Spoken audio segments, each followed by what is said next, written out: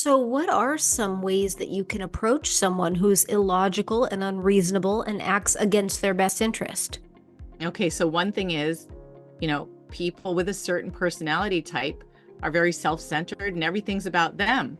So instead of negotiating and saying, this is what I think should do for our children. First of all, when you say this is what I think or I anything I want, that's already the signal that they will not do it or do the opposite. So you cannot express an opinion because someone like that feels like you're controlling them. Why do you think you're smarter than me? Why do you think you're the parents that's the authority? So there have to be ways where you make it feel like they're winning or they're leading the process. Like, what do you think? And many of our clients, and it's so predictable, many of our clients are accused of parental alienation when the other side doesn't get their way because they're not accountable for their own behavior. And when the relationships disintegrate with their children, of course, they want to blame someone.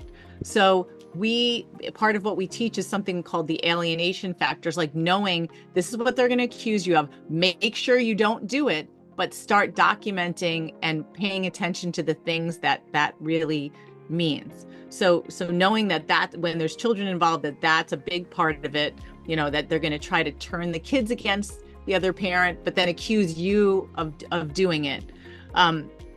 So watching for that, but also in terms of negotiating, everything is always about them. So if you can continue to negotiate from a perspective of like, how can I make that person feel like it's in their best interest to do something, and use language and keep my mouth shut. And you think about like that yin and yang, like when they're pushing, you don't push back really hard.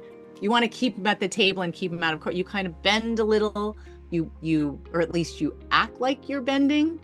We never want people to just give in because it just doesn't stop. Right.